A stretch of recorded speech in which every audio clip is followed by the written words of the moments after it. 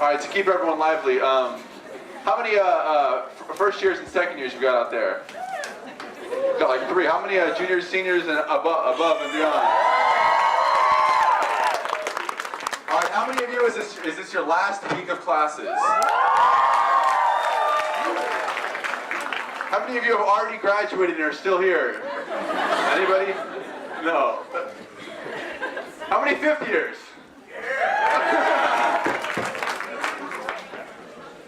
All right, right now? No, we're not going to do anything. All right, everyone get on your feet.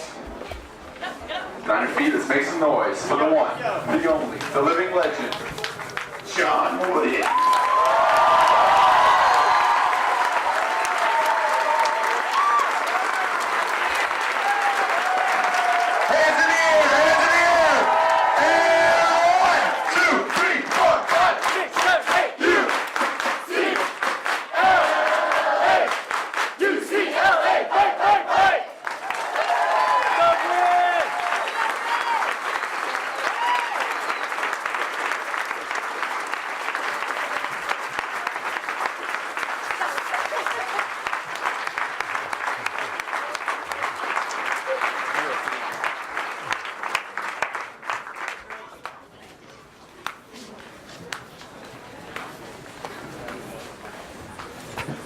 Everything all right? Everything's fine. Take care.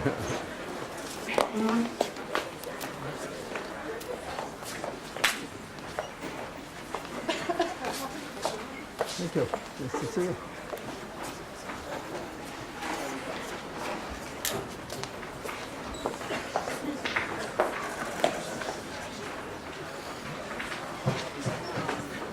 Come on in and find a seat wherever you can. There's some seats in the second row here, and the Bears.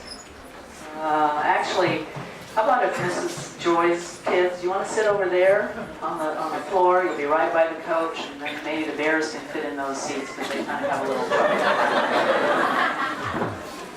Right.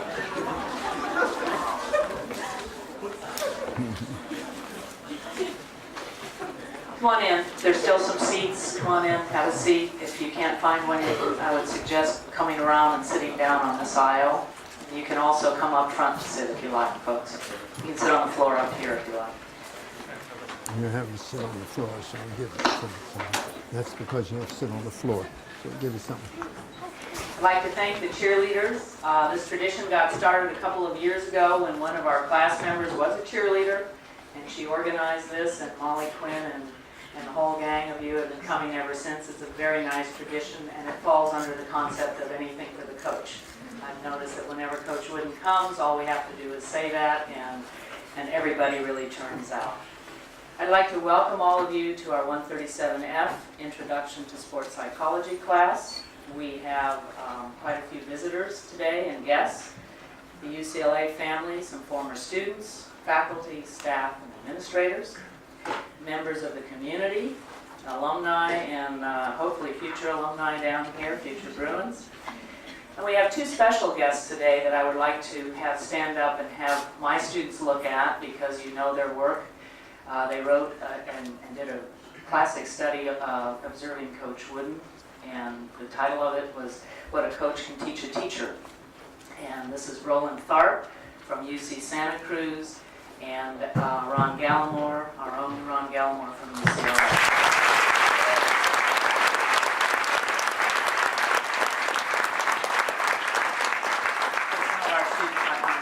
Chat with them. That's what they look like. It's always nice to know who you read about and what they look like. Come on in, folks, if you like. I want to give a brief overview of the class to set the scene. Psych 137F is an introductory class in sports psychology of about 200 students, mainly upper division psych majors, but also students from across campus. This year we have a particularly large number of accounting students. We break the class down into teams of 5 or 6, which creates a much more active and intimate learning experience in this large class. And it really provides kind of a laboratory because the team members have to make the team work, all right? Because they're doing things in class that support, extend, and complement the course material. To Today, the sort of the flow of the course will be that Coach Wooden will be introduced, and then he will speak as long as he likes about whatever he wants to.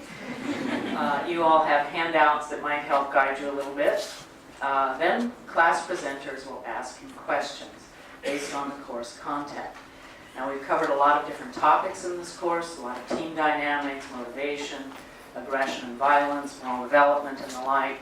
And the questions will be coming from those different topics, and they will be asked in lay language, so we're not using a lot of psychological jargon on the coach or the rest of it. Now, when this is over, the class will be over, and then there will be an informal reception and question and answer session up here, and that will be in room 3534 on the third floor in the Franz Tower. You can follow the crowd up if you like. And this is where people from the public, as well as our students, can ask anything. That's when we really throw it open to make it whatever you want to ask the coach about. He's always very willing to answer everything. And that will go on for an hour and a half, 2 hours. It's an informal session, come and go. If you have a class, you can stay for 15 minutes, leave. You can come in late, however you can organize yourself that way.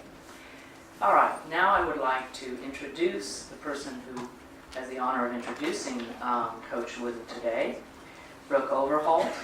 And Brooke is a particularly important person, I think, to do this. Coach, she is the first manager of the men's basketball team at UCLA. Brooke?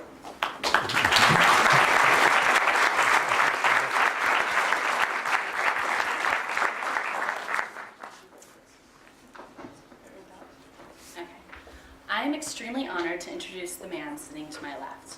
He's not only a fixture at UCLA basketball games, but his presence in Westwood is one of the most legendary presences we have. Coach Wooden is the winningest coach in all of sports history.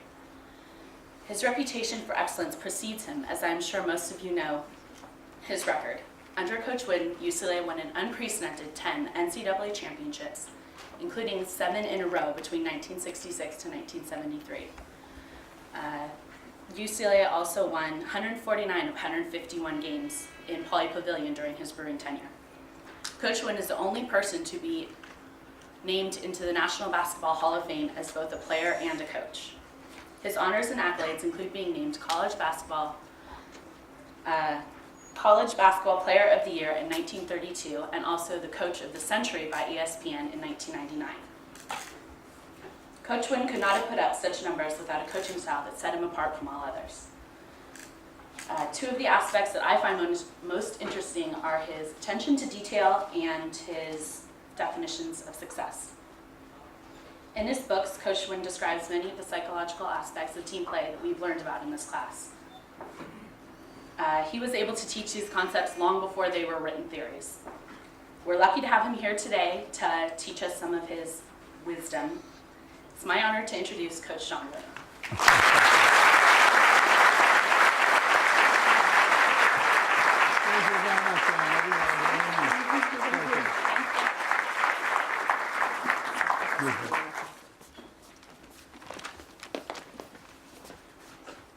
Another one?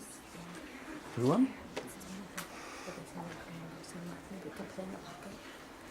Whatever you say.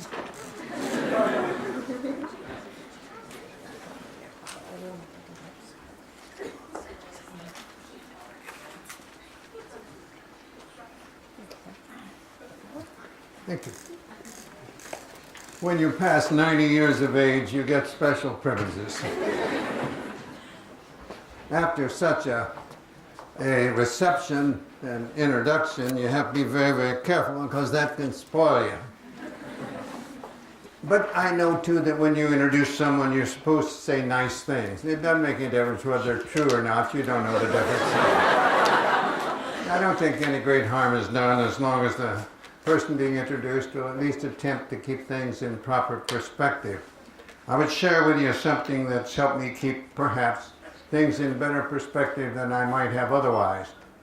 When I was discharged from the service at the end of the World War II in January of 1946, I resumed the teaching position that I'd held at a high school in South Bend, Indiana, prior to my enlistment in 1942. And in the spring of '46, I was invited to a neighboring city, Elkhart, to speak at a dinner that they held annually in which they honored anyone within the school system that had received any special recognition during that particular school year. And do you know, 25 years later, they still recall that. So it must have been kind of special.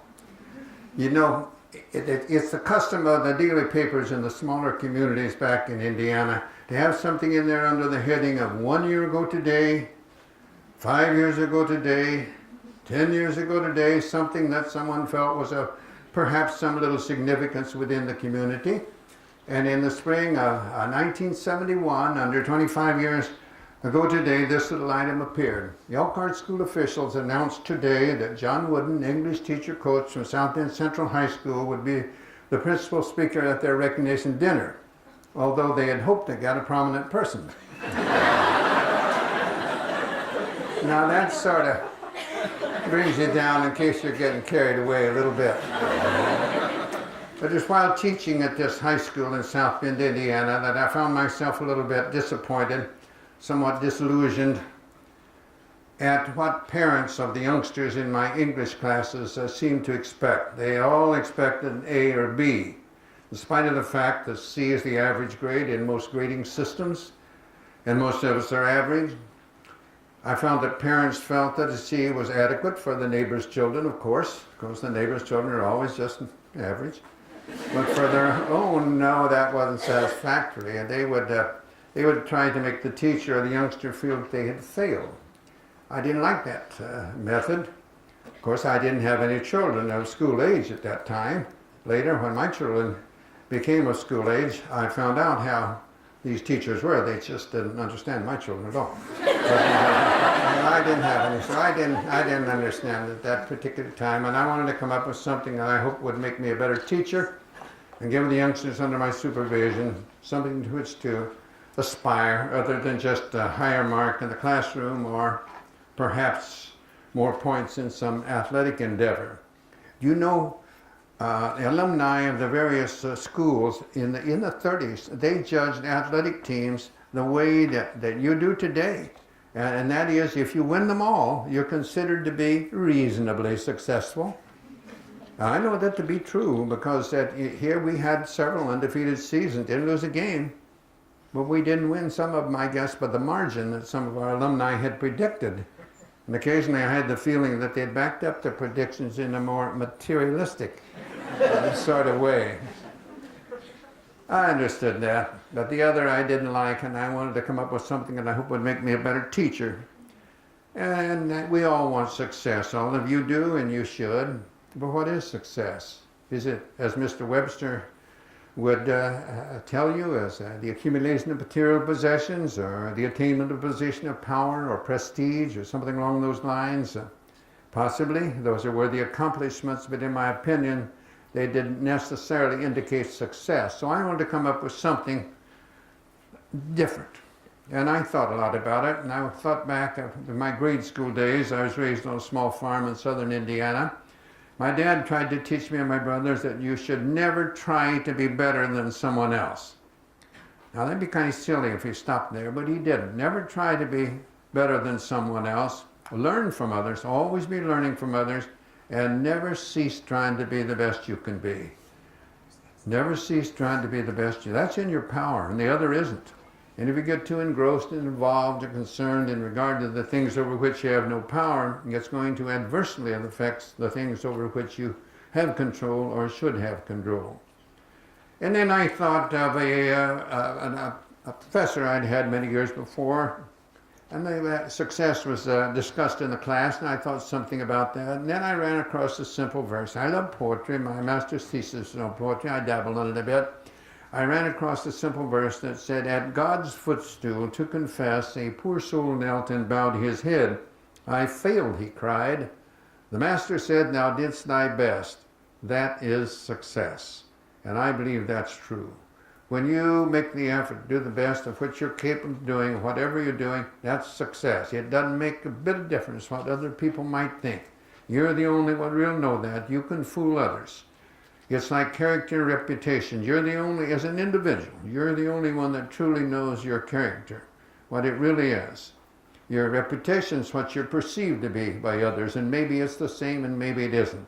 So I sort of related those two. So from those three things, I coined my own definition of success in 1964. My definition of success is peace of mind, attained only through self-satisfaction in knowing you made the effort to do the best that you're capable of doing, and nobody can do more than that. But you know, that didn't seem to be serving a purpose for which I had hoped, and I tried to analyze it and determine why. And eventually I came to the conclusion it's because it's merely a definition, something rather abject. So I wanted to have something you could see. And here from the hidden recesses of the mind, I recalled something that I'd seen many years before called a ladder of achievement. Someone had taken a ladder with 5 rungs in the ladder and had named each rung of the ladder some particular trait or characteristic that this individual felt was necessary to get to the top of the ladder. And that's where we'd all like to get. We might disagree on what we consider the top of the ladder to be, but we'd all like to get there, and I see nothing wrong with that, really. So I just didn't seem to be serving the purpose, though, and I couldn't understand why. But I wanted something you could see, and from this ladder, it gave me the idea of a pyramid. And I started working on this, which I chose to call a pyramid of success, and worked on for the next 14 years, off and on, of course. I completed it when I was teaching at Indiana University, just prior to coming, Indiana State University, just prior to coming to UCLA. I don't want to be, connected with Indiana University. It's Indiana State. Yeah. I won't tell you why. I'm Purdue. But I placed at the top of this structure success according to my particular definition. According to my particular definition, that's where I want to try to get. And how to get there, that's the point. Well, I didn't know how many blocks I was going to have when I started working on this, but I did know you need a strong foundation. And I know that the cornerstones anchor the foundation. And the first 2 blocks I selected, never had any reason to change them throughout the years, as I did many others, or change the location within their structure, that some I kept. Cornerstones, industriousness, and enthusiasm. Industrious. There is no substitute for work. If you're constantly looking for the shortcut, the easy way, the trick, in your subjects or whatever else you're doing, you might get by, that is true, but you will not be developing the talents that lie latent within you. There's no substitute for work. A great sports writer back in the 30s wrote some words that he called how to be a champion. And he said, you wonder how they do it, and you look to see the knack. You watch the foot in action, or the shoulder, or the back. But when you spot the answer where the higher glamours lurk, you find in moving higher of the laurel-covered spire. Most of it is practice, and the rest of it is work. So true. Another verse or two say simply the same thing. There is no substitute. The other cornerstone is enthusiasm. You have to enjoy what you're doing. Enthusiasm brushes off upon those with whom you come in contact. Any person in a position of leadership in any way, if they're going to stimulate those under their supervision, they better be enthusiastic themselves. I think it's necessary. When I think of enthusiasm, I think of my first year when I came to UCLA. I attended a meeting one evening and heard a gentleman speak on a topic on which I didn't have any interest at all. And you may say, why did you go? For the same reason I suspect that some of you are here. Someone under my supervision, whose supervision I was under, suggested I be there. And I'd already had a peek at the basketball talent with whom I was going to be working, and I thought it very wise for me to ingratiate myself in every other possible way, because they didn't look too promising to me. So I was there. I sat close to the front. I wanted to know who was there. I hoped the gentleman wouldn't speak too long, but before long, he had me listening intently what he had to say. I was sorry we had brought his remarks to a close. His enthusiasm, he wasn't loud, he wasn't bombastic, but you could tell by the sparkle of his eye, you could tell by his countenance, he loved his topic, and he knew his topic. A few days later, I'd been over at the administration building, which you young people aren't familiar with. It used to be way out on the other side, across a big deep ravine that isn't there anymore, a lot of buildings on it now. Things have changed a little since 1948.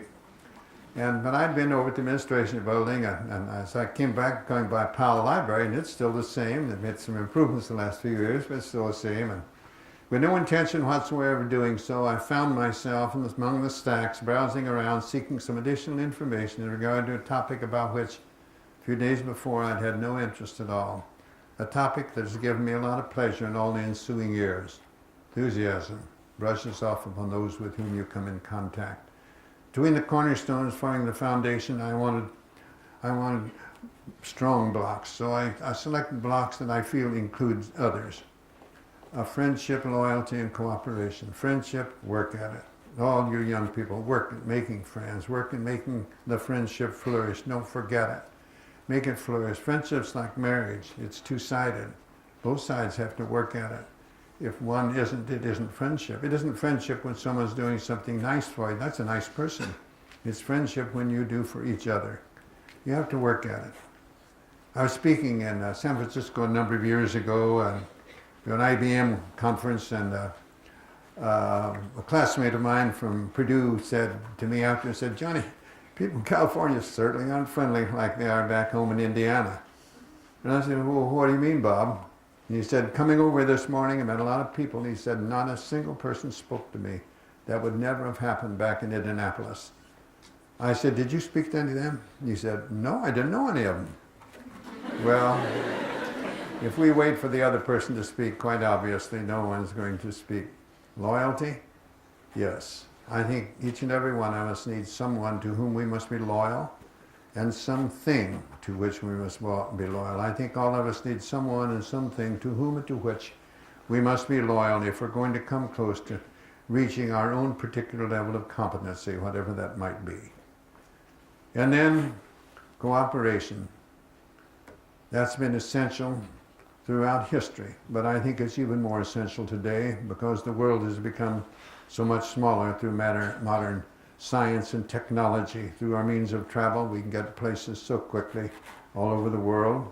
We can see things that are happening on the other side of the world as they're happening, see things in outer space. So many things. It's made the world closer and closer and smaller in a sense. And as that has occurred, I think that's made cooperation even more essential, and it's always been very essential.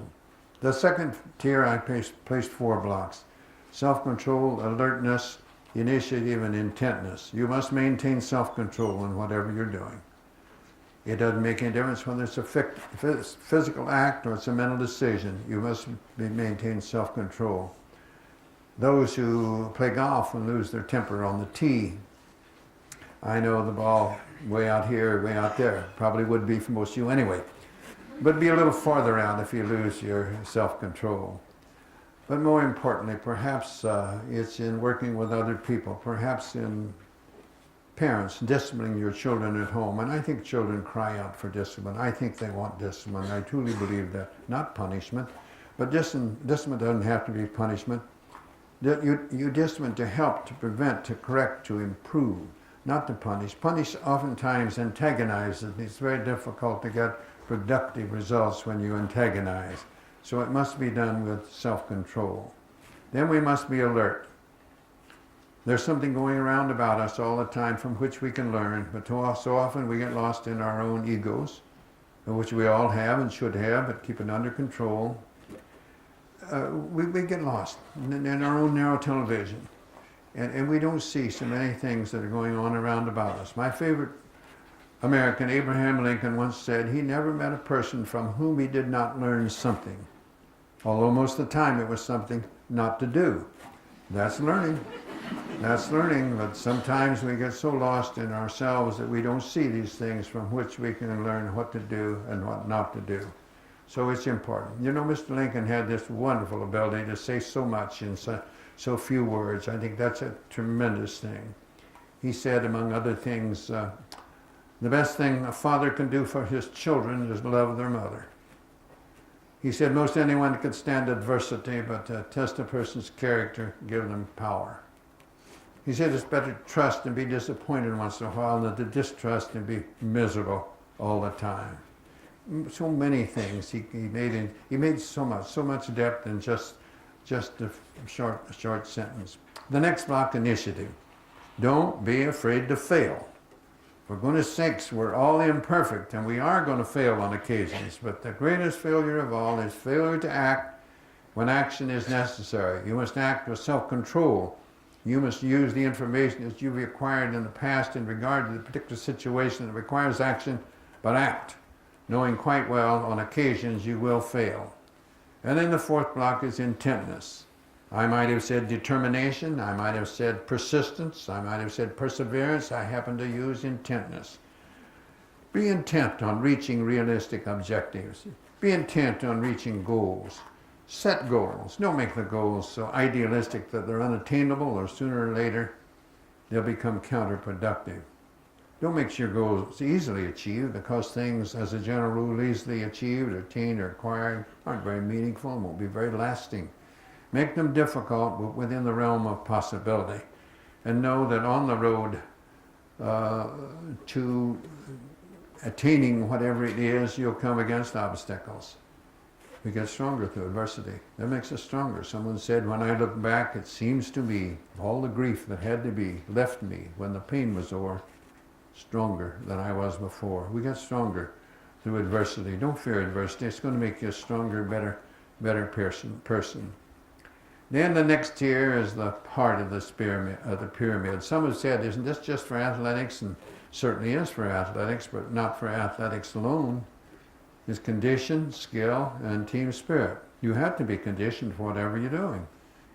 See, it isn't just athletes that have to be conditioned, and we think of that, we're thinking of physical condition. In physical condition, desirable physical condition cannot be attained and maintained unless it's preceded by mental and moral conditioning. But there's different. A surgeon has to be conditioned a certain way, perhaps different from a bricklayer. A teacher has to be conditioned a certain way, perhaps different than a deep-sea diver. You must be conditioned for what you're doing, and it's no sacrifice to practice moderation and do the things that are conducive to the best possible physical condition. So that is very important. Then the next is the skills. You have to have the skills. You have to know what to do, and that's not enough. You better be able to do it, and that's not enough. You better be able to do it quickly oftentimes, or you might not get to do it at all. You don't have all day to answer those questions on your exams, you know. There's time limits a lot. You have to know, you better be able to do it quickly. Drive these freeways out here. You better be able to react quickly. You might know what to do, but if you don't do it quickly, you won't be around very long. You must be. I had some basketball players here at UCLA. Oh, gracious, I can remember some. They could really shoot the basketball. I can still remember. They could really shoot. But they weren't quick and couldn't get any shots, and they didn't help us. But they could shoot. But I had some others that were really quick. Oh, boy, they were quick. Get all sorts of shots, but they couldn't shoot. And that didn't help us either. You have to be able to do things not only properly, but quickly. So the skills are essentially important. Whether you're a surgeon, you might come against something, a delicate surgery, heart or brain, that might be new. You might know what to do, but if you can't do it quickly, you might lose the patient. You could lose the case in court, an attorney that couldn't respond quickly. So it's most important that you be able to do things not only properly, quickly. And then you must have a team spirit. Team spirit, I once heard defined as a willingness to lose oneself in the group for the good of the group. I used that for a spell. I thought it was okay, but it lacked something, and I couldn't determine what it was for after quite a while, and I came to the conclusion that I just changed one word, and I did change the willingness to eagerness, and eagerness to lose oneself in the group for the welfare of the group. If you're eager to do something, you're going to be enthusiastic about it. You're going to do it to the best of your ability. If you're willing to do it, somebody asked me to, I'll do it. I don't want to, but I'll do it. You're willing to, and you really don't want to. So no way you're going to be execute near your own particular level of competency, whatever that might be. You just won't. It's consideration for others. Team spirit is consideration for others, being considerate of others. Has anyone ever been more considerate of others than Mother Teresa? the person who's lived in my lifetime, for whom I have the greatest respect and admiration, if anyone truly lived their life for others, it was Mother Teresa. Consideration for others. You know, I really believe that if heads of state throughout this troubled world of ours had more consideration for others, I don't believe our problems would be as severe. I don't believe they'd be unmanageable. We'd have problems, of course. We're always going to have problems. But if we're considerate of others, I don't think the problems would ever be unmanageable. You know, it's a sad commentary in the history of our civilization. Many wars have been fought. Millions of lives have been lost because heads of state and those in such positions didn't have consideration for others. Millions of lives lost, many were. And I think that's terrible. You and I perhaps are responsible to some degree, unless each and every day we don't try to do something in our own way to try to alleviate unjust prejudices. Can't do much as an individual, you might think, and that's true. But collectively, we can do a lot. We are many, but not are we much. Not until collectively we do what we think is in the best interests of all. I think that it's so important that we be consideration for others, even to make the most of our own innate talents, whatever they might be. Do you know, in the 1960s, you youngsters, all too young there, it was that they had this Vietnam situation, which I didn't understand then or now. But I found myself so critical of young men in our country who were running off to Canada or the Scandinavian countries or elsewhere to avoid the draft. I didn't want my grandchildren to run away.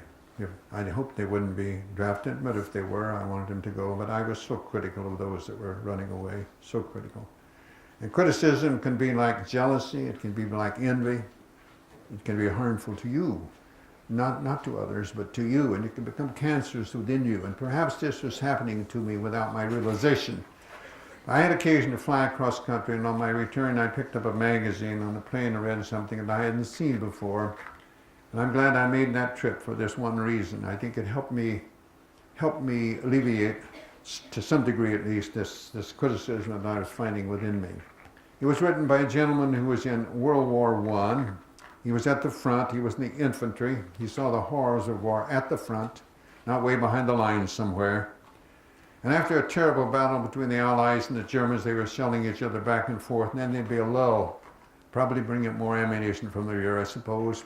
And he sat down after a terrible battle where many had been maimed, wounded.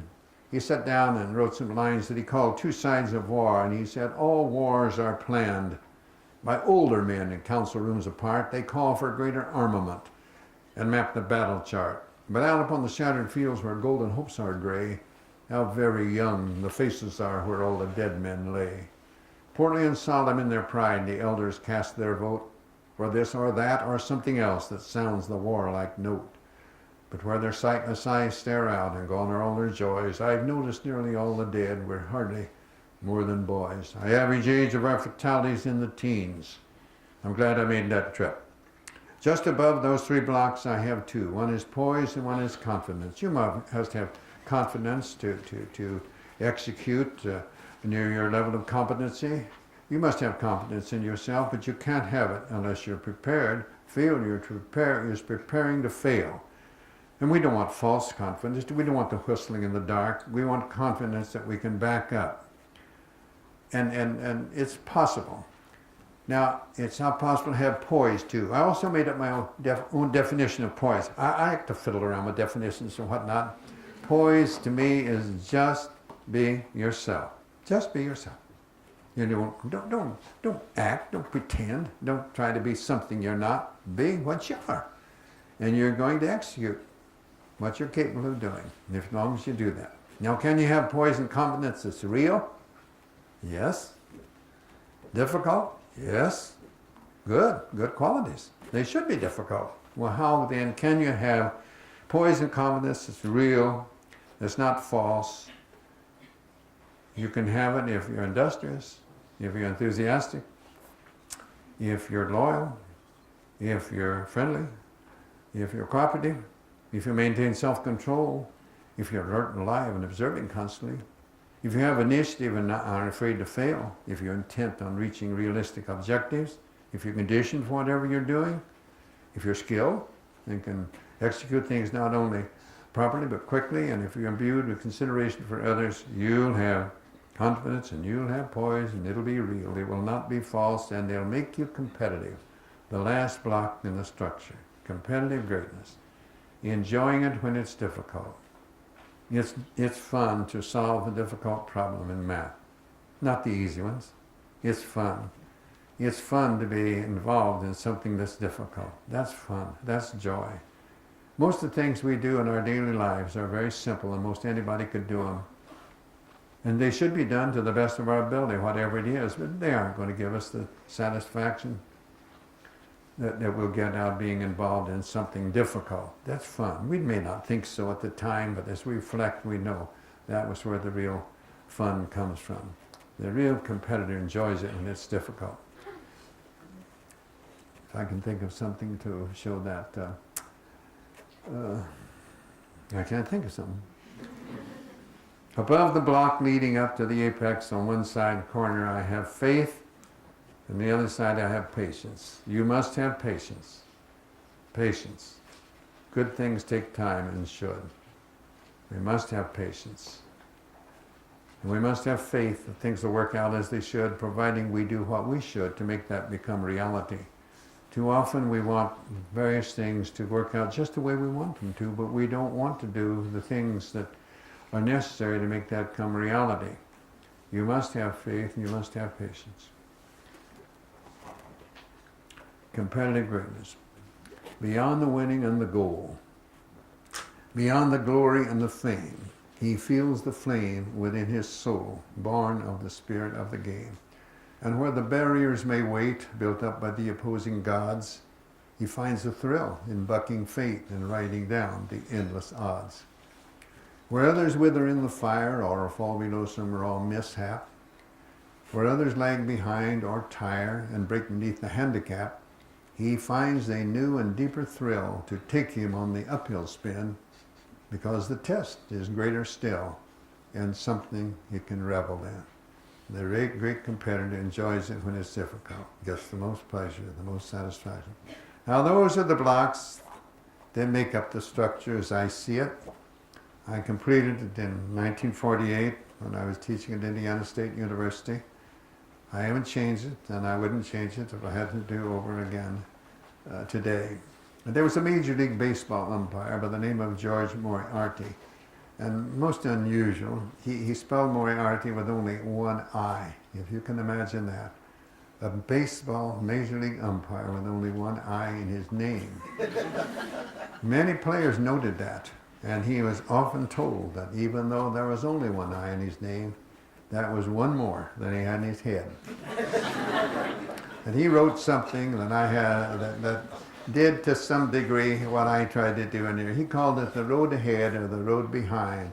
And he said, sometimes I think the fates must grin as we denounce them and insist the only reason we can't win is the fates themselves have missed. Yet there lives on the ancient claim, we win or lose within ourselves. The shining trophies on our shelves can never win tomorrow's game. You and I know deeper down, there's always a chance to win the crown, but when we fail to give our best, we simply haven't met the test of giving all and saving none until the game is really won, of showing what is meant by grit, of fighting on when others quit, of playing through, not letting up. It's bearing down that wins the cup. Of dreaming there's a goal ahead, of hoping when our dreams are dead, of praying when our hopes have fled, yet losing, not afraid to fall if gamely we have given all. For who can ask more of a man than giving all within his span? Giving all, it seems to me, is not so far from victory. And so the fates are seldom wrong, no matter how they twist and wind. It's you and I who make our fates. We open up or close the gates on the road ahead or the road behind. I believe that is true. You might be surprised to hear me say that you can't find a basketball player at UCLA who played for me to tell you that he ever heard me mention winning. I did not mention winning. I did not mention winning. I want the score to be a byproduct of effort. And I don't care whether that would be on a basketball court, in a math class, English class, whatever it might be.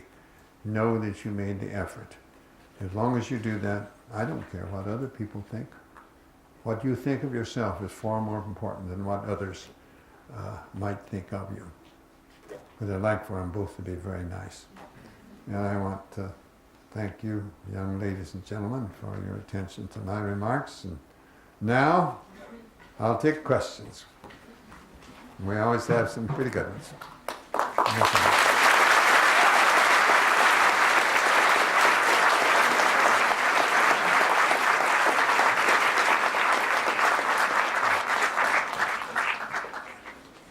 And please understand that my response will not be advice, it'll just be an opinion.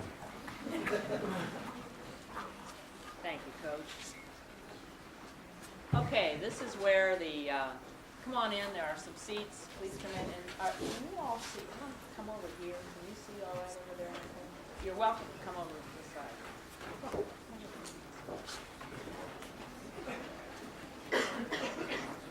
Okay, this is where the class teams will ask questions of the coach, again based on course material.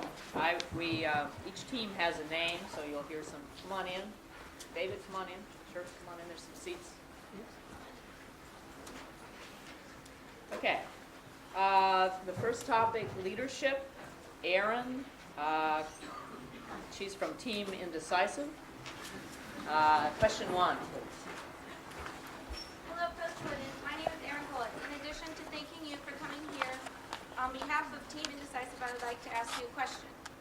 You are noted as being one of the best coaches to ever coach a college basketball team.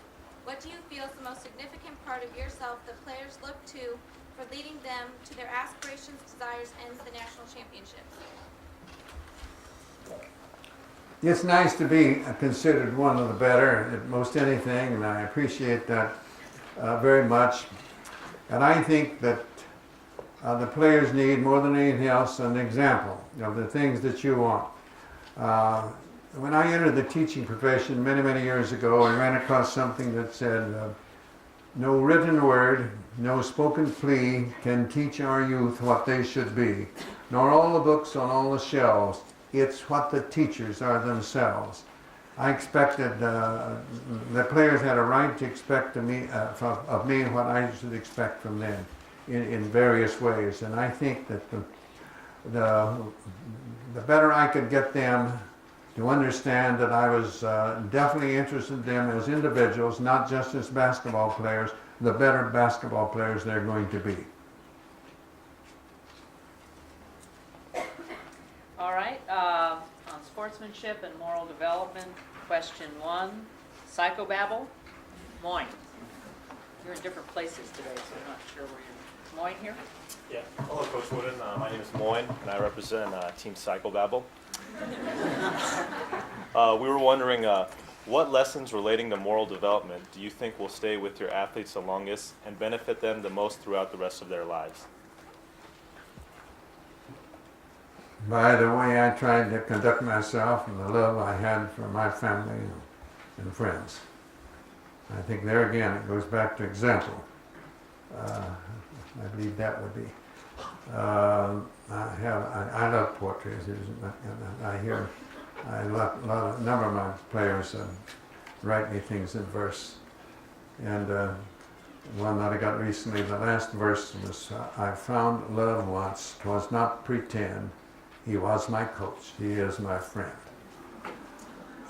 That's pleasing to me more than the score of any basketball game. And I think that the example that I would try to set in my life, both on and off the basketball court, would be more important than any of the basketball fundamentals that I might be able to teach.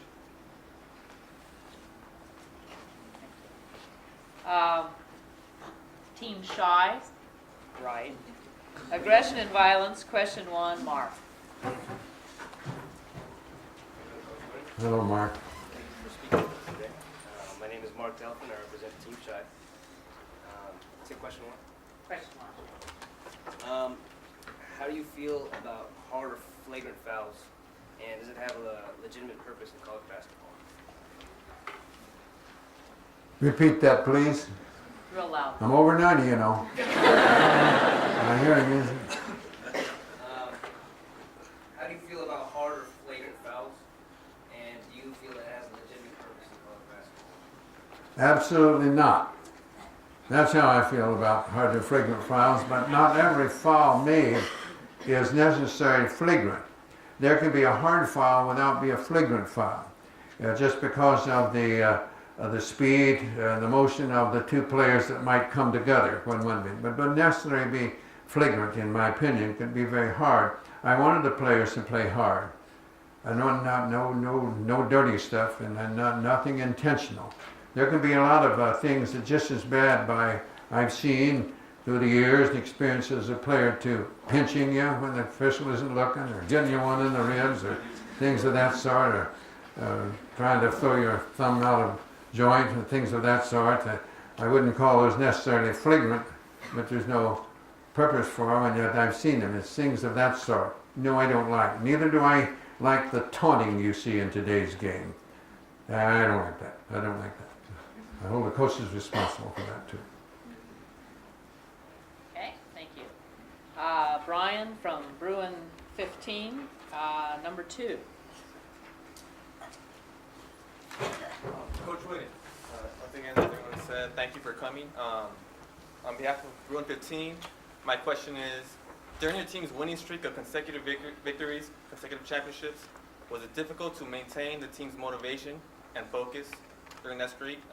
If it wasn't, or if it was, how were you able to do so? Yes, it was difficult, and I must have been able to do so because it happened. But it's never easy. It's like I've often said that there's two things in life that are most difficult with which to cope. One is having too much, and the other is having too little. I'd much rather cope with the former than the latter. And but you have to make them. I try to teach. Yesterday is gone forever. It'll never change. Tomorrow is yet to be. Can you affect tomorrow? Yes. How? Today. What's important? Today. Today is the important today. You've got to get them to concentrate on today. Forget the past. Forget the alumni that are patting on the back and telling them how good they are and all that. Forget that. Let that run off your back like water off a duck's back. Forget that. Today's the day, the important thing. Vivian Larimore said, I've shut the door on yesterday, its sorrows and mistakes. I've locked within its gloomy walls past failures and heartaches. And now I throw the key away, seek another room, furnish it with hopes and smiles and every springtime blue. No thought shall enter this abode that has a hint of pain, and envy, malice, and distrust shall never entrance gain. I've shut the door on yesterday and thrown the key away. Tomorrow holds no fears for me, for I have found today. Today is the day you have to do things. Don't put them off. Don't borrow from tomorrow. Don't live in the past. That's what I tried to get across. I use little things like that, poems of that sort and different things. And with some it would help and others, no. But overall, I think we were reasonably successful in getting things done. But eventually, you're going to lose, you know. And that's good.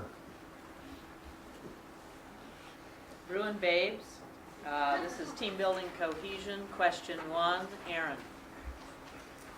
Hi, Coach Wood. It's truly an honor to hear you speak in person, and we're all thankful that you're able to take time out of your busy schedule to come and visit us. Which question? 1. Our question for you is, what are the most important strategies you use to build team cohesion? The bench.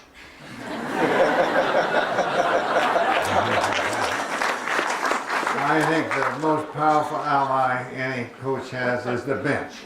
They all like to play. Don't be afraid to take them just because they're the star player. If they're a star player, but they're not playing for the team, they're not a star. They're just potentially a star. I could cite one example to you. There might be someone that know who I'm talking about. I'd prefer not to mention his name. But he played for me, a very fine player. He was the most, I'd say, physically gifted player to play the forward position of any player I ever had. Most physically gifted. And yet his first year, he sat on the bench a good part of the time. And he would say to me, you know I'm better than so-and-so and so. You know I'm better than that. And I'd say, yes you are, Sidney. I'd say, yes you are, Sidney, but it's just a shame you're letting them beat you out. And he sat on the bench a good part of that year, and the next 2 years, he's the best college forward in the country. And so the bench is the greatest ally you have to make them work together as a team. Now, sort of the flip side to that, Team Wizard, Jeremy, question 3, team cohesion, team conflict. Hello, Coach Wooden. Hello. On behalf of Team Wizard, happily named after you, we're wondering what is the greatest team conflict that you had to overcome in your coaching career? I know wizard. I don't like that. Never like that. Don't refer to me as a wizard again. Lack of an adequate place to play. For my first 17 years at UCLA, we practiced in the old men's gym. You familiar with that? On the 3rd floor. Every day, the manager and I mopped and swept the floor before practice. As we're having practice, a good part of the season, Cease Hollingsworth, our gymnastics coach, is practicing his gymnastics. A tumbler knocked me down one time. And down at the end of the floor, down at the far end, Briggs Hunt, his wrestlers are having that. And over on this side of the floor, as you come up, were 2 trampolines. And occasionally, on those trampolines, some of our co-eds would be up there. Some of our co-eds, beautiful. I think so. In leotards. And here I am, and I noticed, my players noticed that. I didn't. But for 17 years we did that, and I'd say in every area that was the most difficult thing we had. Those practice conditions, no privacy at all in dressing rooms or shower rooms or anything of that sort. Pack up on the weekend, get together, go to Santa Monica City College, Venice High School, Pan Pacific Auditorium, Long Beach City College, Long Beach Auditorium, and other places to play home games. That's the most difficult thing we had to overcome. And I think in spite of the things that have been mentioned about the championships, the 88 in a row, and the 88 win game in a row, and the 7 championships, the most difficult thing was our first 2 championships, but those were the conditions in which we had when we won our first 2 national championships. But from my point of view, and had I not signed the 3-year contract when I came here, I'd have left after 2 years. Because I looked at the plans when I came here, and this will be all done by your 3rd year. We got it after 17 years. And I'd have left after that. I had an opportunity to go back to my alma mater and a lot more money and a lot more everything. But they reminded me that I was the one who insisted on a 3-year contract. They only wanted to give me 2, and I don't know why in the world I didn't go like. Well, I didn't. I insisted on the 3. So they kind of got to me, and I stayed the 3rd year. And after that, I just stayed. Okay, soul touchers. Question 2, Tony. Thank you, Mr. Williams. Hey, Tony. It's my second time actually coming to this class. See this, so I'm glad I get to ask you a question this time. Did the team ever experience cultural differences in values and or hierarchy among ethnic groups that cause conflicts among players, and how did you resolve these conflicts? By treating them all alike in most respects. Not all alike, because you can't treat everybody alike.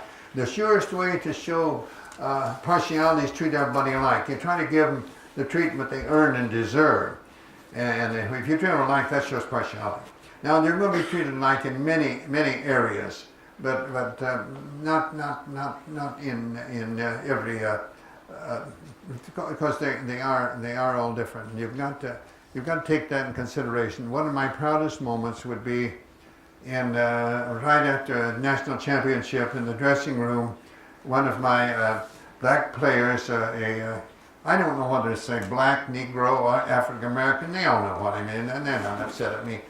The reporters were talking to this one, and he said, tell me about your racial problems. And this player said, you don't know our coach, do you? He doesn't see race, he sees basketball players, and he walked away from him. I never had anything more to make me more proud than that. I'd like to feel that way. I'd like to feel I was without prejudice. Whether any of us are 100% completely without prejudices, I can't say. Perhaps not. Maybe we're all prejudiced about certain things in certain ways. But I hope as far as people is concerned, I hope I was without a prejudice. I wanted my players to know I loved them all. All loved them all the same. Didn't like them all the same. And some I didn't like. But I hope I loved them just the same. And I think that if that is true, if you really feel that way, I think it'll come through. And I don't think there'll be any problems. When I had players and they couldn't go in a restaurant because of certain players, well, none of us would go. And things of that sort. And I think those things, your players understand that, all understand it. And I think it's those things that perhaps helped us overcome any possibility of that happening. And I didn't want to come rushing out of the dressing room, knocking people down to get out on the floor. I wanted you to not get hurt on the way out. I wanted you to go out quietly and get warmed up to play. That's what they're out there for. And that was my feeling. I didn't believe in emotions. I think when emotion takes over, I think reason flies out the window. I think as a teacher, if I let emotion take over, I'm not going to make reasonable decisions. I may be wrong, but I want to be wrong just because I don't know any better, not because I let emotion take over and cause me to make a particular decision. And I don't know how I answer that question. The Untouchables, fans, audience, and home court. Mohammed, you have two really good questions here, but let's do question 2. Hi, Coach. Thanks again on behalf of the class and everyone for coming to talk to us. Our question is, as the team beat, how did you deal with the constant pressure, especially when you were on the road away from your home court? You're trying to teach your youngsters that things are going to be different away. They must accept them. Just as you go into different areas of the country, culture is different. Go over that country is the world, culture is different. You've got to accept it. You can't think they should all be like you are. You've got to accept the things. And if you continually find fault, you're going to have trouble. Just as I feel, I'm not a great professional basketball fan, but I do think the Lakers are tremendous. I think the Milwaukee Bucks just hurt themselves to get their series with Philadelphia because they got to think there's conspiracy against them, and they got to think of the fishing. When you get to thinking that about you, probably is going to be, because you're bringing it on yourselves, and so I think you've just got to get them to accept the things, and you'll get better results. You know, Mr. Lincoln said, "There's nothing stronger than gentleness." And there's a lot of truth in that in so many ways in athletics, a lot of truth in that. But if you're going to, if they know in advance, and think in advance, oh, this is going to be so and so and so, it will be. As he also said, people find out what they're looking for. If we magnified our blessings the way we magnify our disappointments, we'd all be much happier. So I think there's a lot to that. Okay, to kind of feed on that one, in case you have a little different angle or more to say, the Playas, Jordan 2, question 2. Thank you again, Coach Wood. It's a pleasure and an honor to speak with you today. How do you distinguish between aggressive and assertive behaviors? Aggressive and assertive behavior. How do I tell between? How do I distinguish between the two?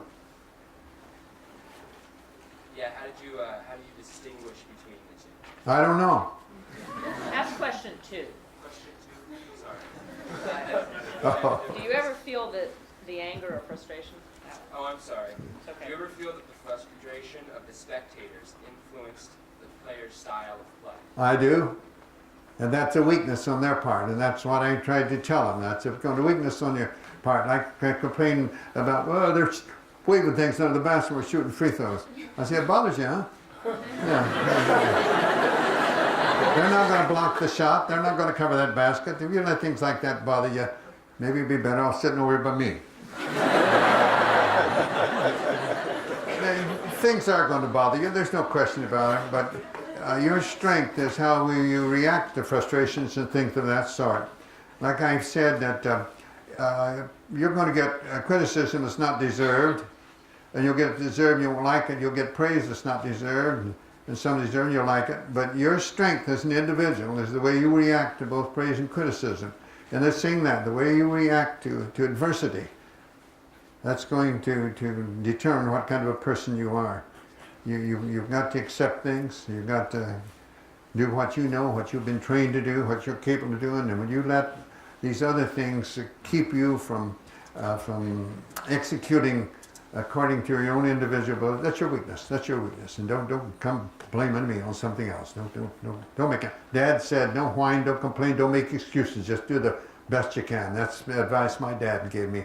My brother's he gave us 2 sets of 3s. One was don't lie, don't cheat, don't steal. And the other was don't whine, don't complain, don't make excuses. Just do the best you can. So that's the way I would try to bother about those things. Don't let them bother you. It's a weakness. Are you weak? Don't be weak. On the topic of commitment and enjoyment, I dread saying this team name. I think we've been infiltrated. The Trojans. Victoria, question for you. No pun intended. Hello, Coach Wooden. Our question is, what do you do to help your players enjoy the sport in the midst of pressures of playing collegiate basketball? Come again. What do you do to help your players enjoy the sport more in the midst of all the pressures? By making practices enjoyable. I tried to do that. I tried, as I learned through the years, I wanted to end every practice day on some enjoyable thing. Don't end on a bad note. Don't leave with a bad taste in your mouth. You shouldn't. You don't want to go home with a bad taste in your mouth. Coaches shouldn't, especially when they're young. When you get older, it doesn't make any difference. But when you get older, go home with a bad taste in your mouth. And make your players leave. They look forward to coming back the next day. Don't make them unhappy. Don't deal with physical punishment. Deny privileges. Deny privileges. And you want to make it enjoyable. You must have fun. You try to do that. Remember, they're all different. They're all different. Everyone is different. No 2 of you are identical. You are in many areas. You know, I was speaking some years ago to a Southern California gas company, to the supervisors, and I stressed about everyone under your supervision is different. Don't treat them all alike. Try to give each one the treatment they earn and deserve, and you're imperfect, you'll be wrong at times, but you try that. And those are all different. Remember, they're all different. And at the conclusion of my remarks, there were some questions, and one fellow said, it's not a question, Coach Wooden, but so true that everyone under your supervision is being different. Said, in my department, all those under my supervision are women. And he said, it is not only true that no 2 are alike, no one is alike 2 days in succession.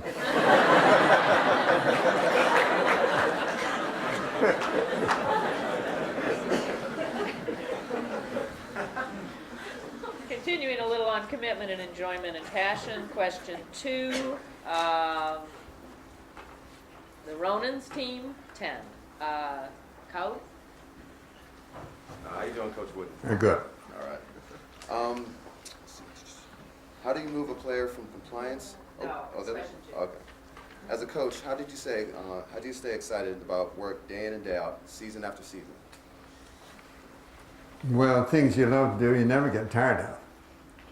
And I think that's the reason I enjoyed it. I enjoyed it very much, always did. And eventually when I decided to retire, there were many reasons, but it wasn't because I didn't enjoy it. The only thing I missed practices. I really enjoyed practices this last season, just for the Final Four. I was back in Durham, North Carolina for the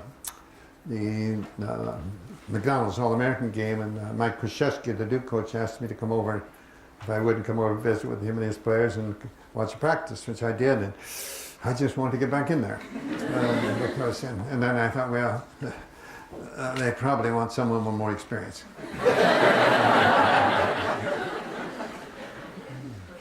Okay, question 1, California girls, Sherry. Motivation. Hi, Coach Wood. On behalf of the California girls and everybody, thank you for joining us today. People say that today's players are a new breed of athletes. Do you think your motivational techniques would work on present players as effectively as it has on past players? Absolutely. Absolutely. And I have no question about what it would. But remember, there is no progress without change. Although all change isn't progress, there is no progress without change. And you have to work with other people according to the times. And there's changes in society, there'll be changes in the time you work with people. But I believe anyone in a position of leadership and working with others, if they know, and if you make them understand that you're concerned about them more than just the task at hand, I don't think there'd be any more trouble today. Would there be problems? Of course there's problems. There's problems in every era. You've got to cope with the problems that are prevalent in that particular era in which you are. But I think that to do it properly and do the things you should, I think you young people are no different than the young people back in my day. I think they're about the same. The girls, as they get older, look a little prettier, but otherwise they're about the same. The 7 Sixers, Team 7, Michael, question 2. I'm here. Thanks for coming, and here's our questions to you. How could you increase someone's motivation to do well and try harder when they feel they are not as good as the others? Again. Okay, start with that. How could you increase someone's motivation to do well and try harder when they feel they are not as good as the others? Well, the greatest motivating factor I think you have is the pat on the back. Everyone likes to be patted on the back. I think you've got to work at it positively. Pat on the back. Pat on the back. Sometimes make the pat a little lower, a little harder. But I think the pat on the back, approval in the proper way, without overdoing it, so that it isn't false. I think that's. Be realistic. Don't paint a false picture to them. Be realistic. It's hard. It's hard at times. I don't know. Some of you might have seen a new book that's come out very recently. It's called "Be Quick but Don't Hurry." Have any of you seen that book? Be Quick but Don't Hurry. It's by Andy Hill. I worked with him about a year on it before it came out. A lot of things. He didn't like me at all. And this comes out, if you read the book, don't give up after the first 30 or 40 pages, because he didn't like me at all then. But he gets to like me better as time went by. Why didn't he like me? Because he sat on the bench. He didn't get to play very much. And he thought he was a lot better than I thought he was. And he told me one time, that his parents thought he was a lot better, and his girlfriend thought he was a lot better, and his friends thought he was a lot better. And I said, gee, that's a lot of people, Sandy. And you only have to convince one, just me. So forget about them and concentrate more on me, and maybe you'll get to play more. But you don't want to put them down. Never want to put them down, and never be very careful about any of your criticism. You're working before their peers. Be very, very careful about that. If you have severe things, don't do that in private. Don't do that before the peers, but try to explain to them. I had a little sign that I used occasionally. I will get ready, and then perhaps my chance will come. But if your chance comes and you're not ready, it's not liable to pop up again very soon. But you just have to convince the coach, and but don't knock them down. I think there's too much of that done. You belittle them.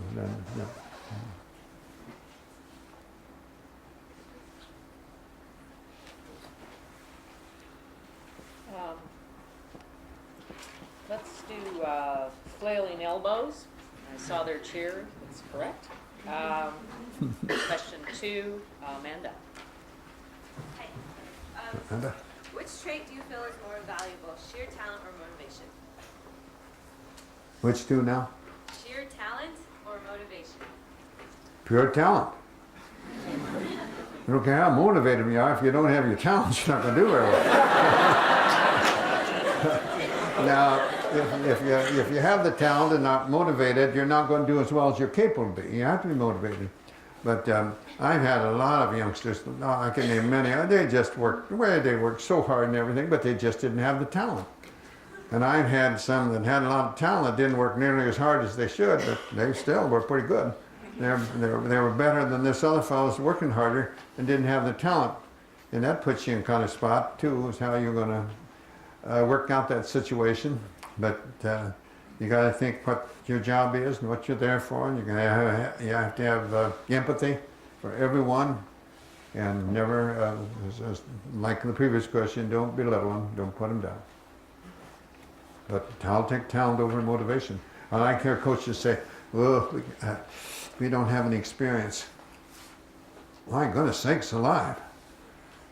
I'll take talent. You can have all the experience in the world. I'll take the talent. Of course, I'd like to have both, but if I had my choice between experience and talent, I'll take talent. Okay. Before I introduce our closer today, I just want to remind all of you, anyone who would like to come to the informal session, it's up at 3534. For the next couple hours, you can come and go as you like. If it's really packed in there, please come and stay a while and we'll keep you moving. If it isn't, you can stay the whole time. And now, let's see, Jennifer, if you could unhook the coach for me. When I ask people to submit their choices participating today, you might have noticed we had hosts and hostesses at the doors and greeters and introducers and thankers and all that. One gentleman wrote down, his name was Michael. I would be so honored, Maloney, to thank Coach Wooden and close today. So Mike Maloney will close our session.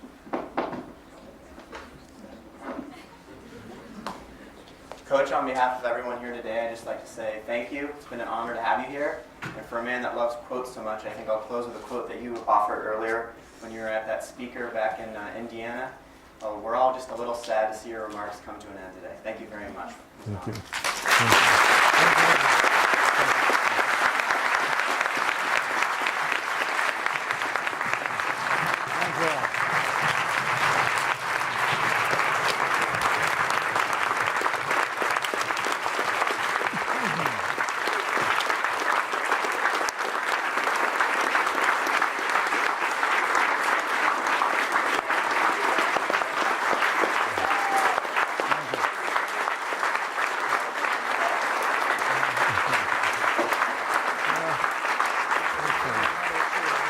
Let's get one more A clap going up.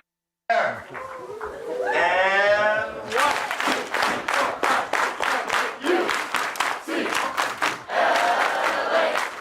UCLA, fight, fight, fight.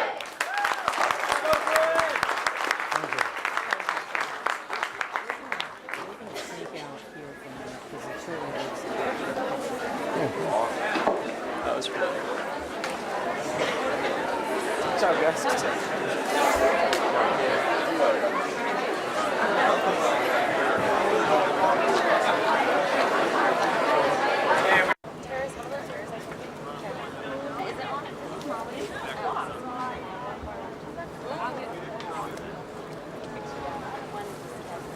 I know.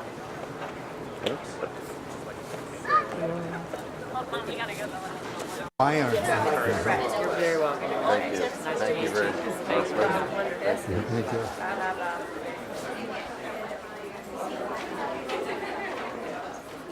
This is for you.